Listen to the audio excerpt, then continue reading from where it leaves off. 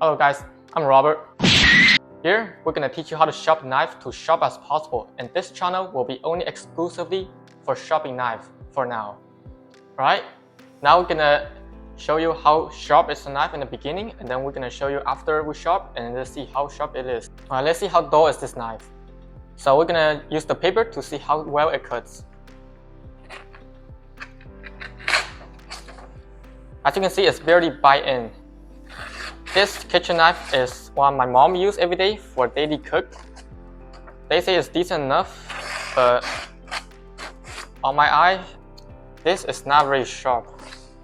It's okay for daily use for most people, but we can do it way better because sharp knife is more convenient for everyday slicing if you do it often. Alright, and then the first thing we need to use for sharpening knife is the profiling stone. This is diamond plated stone. One side, the rough side, is 320 grit stone. The other side is 1200 grit. One side is for the apex grinding. The other side is for refinement. After that, first we're gonna move to a more finer stone, the ceramic stone. Those are usually more finer, can make the knife more sharper.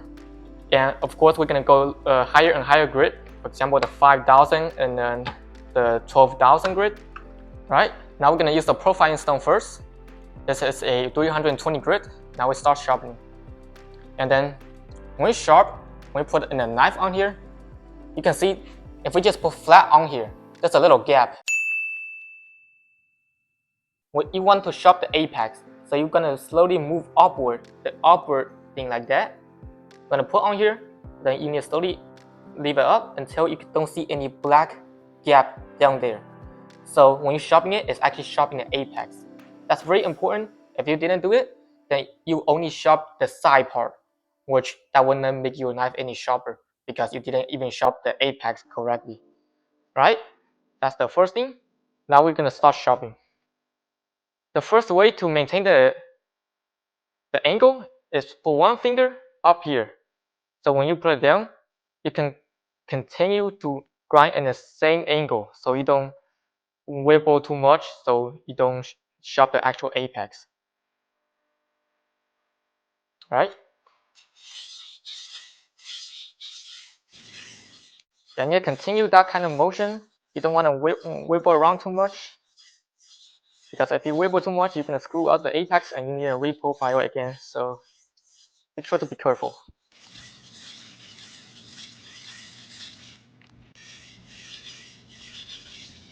Right? It's about it. The time is about it. There is around 15 minutes, but depends on your knife how thick it is. But the way to tell if it's good enough is you can feel the burr. For example, the way you can feel the burr is like the side is on the stone. You glide your finger over, it's smooth. But the other side, you feel like something's on the way. It's like you cannot go it smoothly. It's because the middle for the grinding part is kind of like bent over. So this side will be smooth, but this side when you glide your finger through it, you can feel more resistant. That is the time you know that the one side has been finished sharpening. So you have to switch to the other side. So you need to switch to the other side to sharp. So we have to knock out all those burrs and then also sharp down to the same as this side. So we have to continue sharpening for the other side. Right? So it's about it. Same thing when you form a burr on the other side. Same thing when you glide over, you can feel like a little resistance and the other side will be completely smooth. Now the second part is you want to remove those burrs. To remove the burr, the reason we want to remove the burr is because those still are hanging out in the edge of the apex. And those things are often fall over as soon as you cut anything. That will make your knife dull super fast. So we want to remove those burrs so it can stay sharp for longer. In order to do that, there's a much easier way. We can use the same 320 grit stone I use to refine it. So what we have to do is same thing. You need to make sure there's no gap on the apex. So you're actually grinding on the apex. And then what you have to do is like do it super lightly, light pass. You barely want to use any pressure, like just hanging on it, like just do a very slow and light pressure to knock off those burrs. Other side, same thing. You wanna keep doing it a couple times. Around like 1 or 2 passes on other side should be good, because those birds are easily knocked off.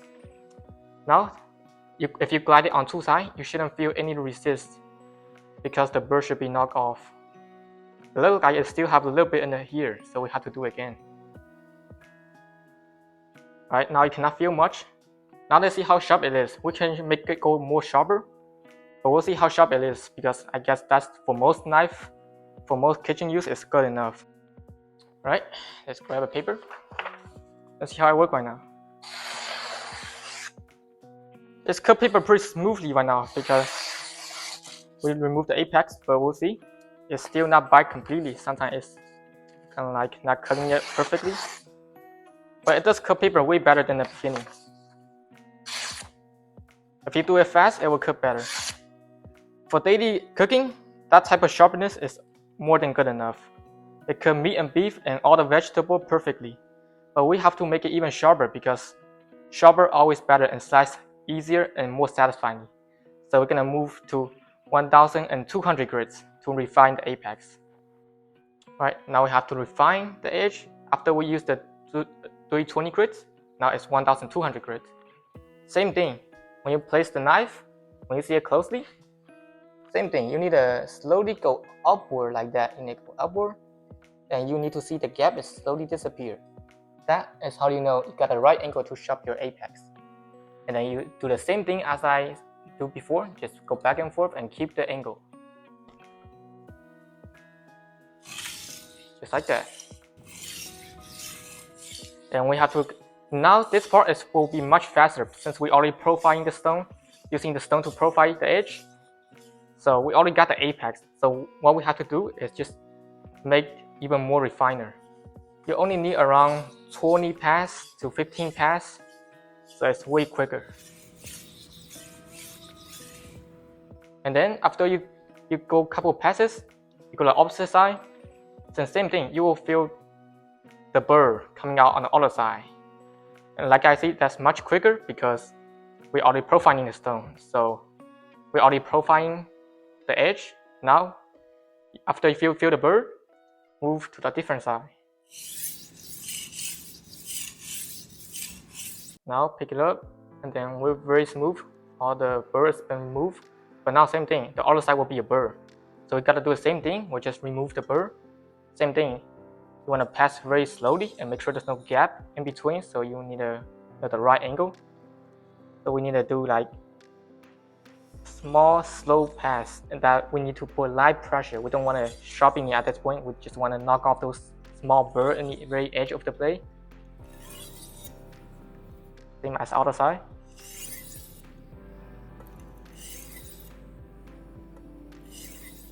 Now you don't feel anything on two sides. That means you already successfully remove all the burrs.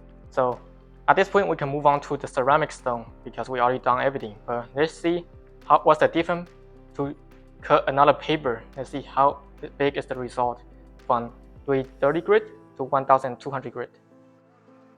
Right, and see how it cuts.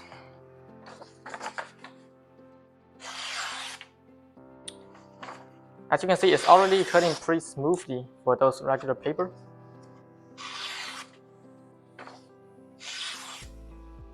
At this point, you can cut pretty much everything pretty satisfyingly, but we can go more because it cannot do like the more difficulty. Yeah, it still cannot do very cleanly. So even though you can cut it straight pretty smoothly, but it's not sharp enough to do swirl.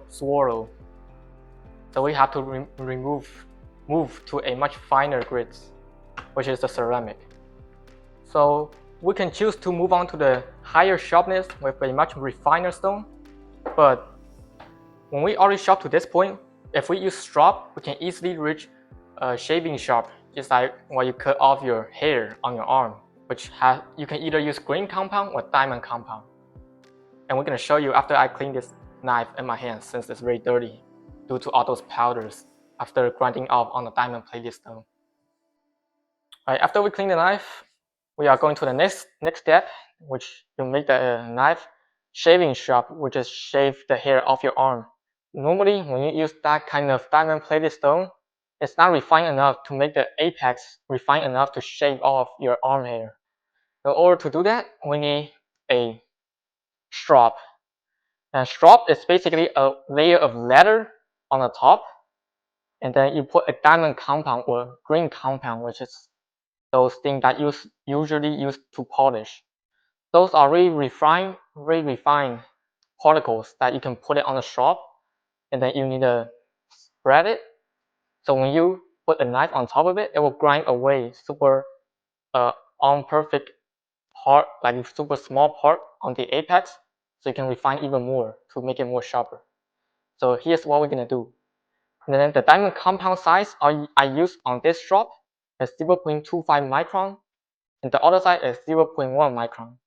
These are really refined in small micron, but what I recommend is 6 micron, but since we are chasing for the sharpest, so I only bought 2 of that. I should have bought a 6 micron, but since this first video we're gonna only show you how do you make your knife shaving sharp, so it will still work. So what you wanna use is the 0.25 micron. What you have to do is easy. You just slide it on it. You don't have to apply too much pressure, but you just glide through it around 2 to 3 times. The other side, same thing. Just do it like that. And you want to repeat back and forth for like several times to refine the apex. And today we're only going to use the one side, which is a 0.25 micron, because if you're going to buy it, you're most likely going to buy one compound at once. You're not going to buy multiple compounds with different grit size. After the sharpening, it should be extremely sharp enough to shave off the arm hair. But unfortunately, since I practice so much, there's not much arm hair I have left. So I have to switch to a different type of hair on my body to show if it's actually shaving hair sharp. My hair from my legs, as you can see, there's quite a bit of hair left because I didn't use it. Alright, let's see if it works. Look at those hair, it's popping off.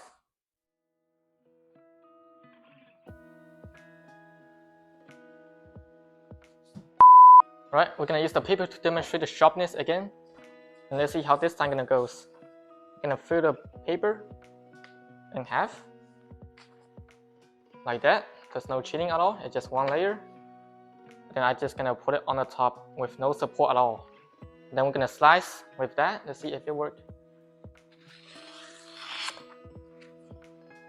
As you can see, extremely sharp. This can go for a couple of weeks and you can enjoy your smooth cutting experiment on your kitchen. This is it for the video. If you guys want to experience the same sharpness but don't have the time to do so, we have our contact info down to the description. You can check it out. And that will be it for the video. If you guys want to know more or ask more questions, you can comment and make sure to subscribe and like the video. Peace out.